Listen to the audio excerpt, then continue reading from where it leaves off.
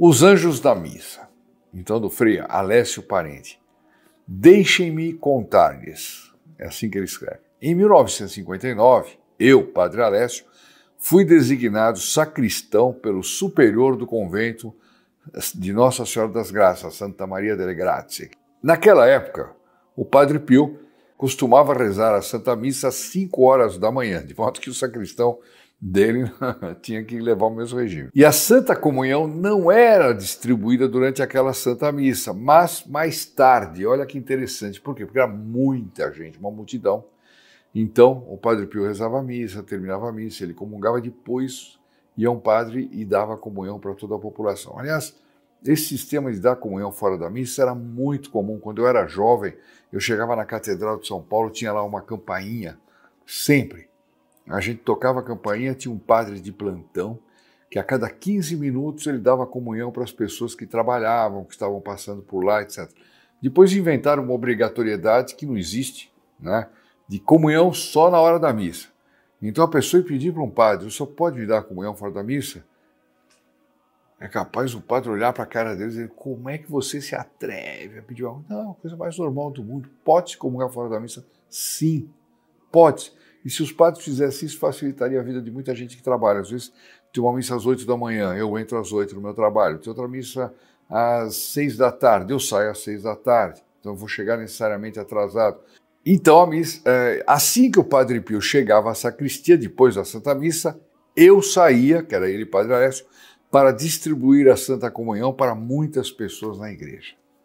Havia sempre uma pressa para ser o primeiro a chegar até o altar, onde poderiam comungar, e depois seguirem para a pequena igreja, onde o Padre Pio ouvia as confissões. Então, na igreja grande, que fica ao lado da pequena igreja, né, era distribuída a comunhão, e depois a igrejinha pequenininha, que é uma maravilha, onde tinha um confessionário do Padre Pio. O Padre Pio já começava a atender as confissões, né? Um dia, havia tantas pessoas comungando que o grande cibório que eu segurava em minhas mãos, cibório é o cálice, né, rapidamente se esvaziou. Enquanto outro padre continuava a distribuir a Santa Comunhão, eu subi até o altar, e comecei a purificar o cálice. O cálice dele já está vazio, ele começa a purificar. E todo aquele processo que o padre lava com água, depois ele passa aqueles sanguíneos, etc. e tal, para que não fique nenhuma partícula, porque em cada partícula está nosso Senhor Jesus Cristo, né? Ele está lá na transubstanciação. Depois que retirei as pequenas partículas, eu derramei um pouco de água nele e lavei bem. E então, com o sanguíneo, que é esse tecido sempre muito bem mantido, de linho, etc., né? Com o sanguíneo eu o enxuguei. Estava terminando e já ia colocar a tampa, quando vi no meu lado direito uma hóstia consagrada no meio do ar, caindo no cibório, quer dizer, entrando dentro do cibório. Quer dizer, a hóstia veio e caiu bem dentro dele. Olá lá! E imediatamente virei minha cabeça para a direita, mas não havia ninguém ali. O outro padre continuava na beira do altar, dando a comunhão. Olha que coisa impressionante, né? Eu fiquei um pouco, aliás, a gente vê que os que conviviam com o Padre Pio, eles viam milagres todas as horas, né? Toda hora tinha alguma coisa incrível acontecendo. Essa aqui, por exemplo, é uma das coisas incríveis. Eu fiquei um pouco chocado, para dizer qualquer coisa. E quando meu irmão Frei retornou, eu peguei a hóstia consagrada e coloquei-a no cibório. Ele pegou as outras hóstias, pelo que eu estou entendendo aqui, e colocou no mesmo cibório. Mais tarde, naquele dia, eu contei ao Padre Pio. Não, ao contar ao Padre Pio, está mal escrito aqui. Trouxe-me à mente outro incidente semelhante, quando um dos meus confrades lhe disse: Padre, nossos olhos não são tão bons a ponto de vermos as pequenas partículas do Sagrado Corpo que caem enquanto distribuímos a Santa Comunhão.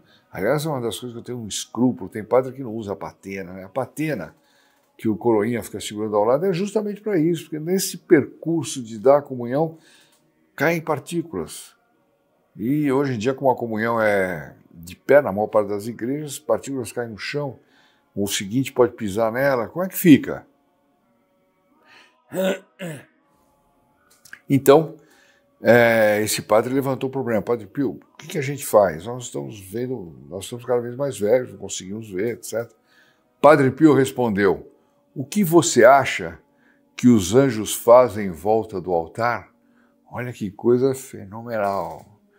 Quer dizer, os anjos ficam em volta do altar protegendo essas partículas. E essa partícula provavelmente era uma partícula que tinha caído no chão e que um anjo pegou e ela apareceu voando, digamos, para que o padre Alessio pudesse colocá-la dentro do cibório.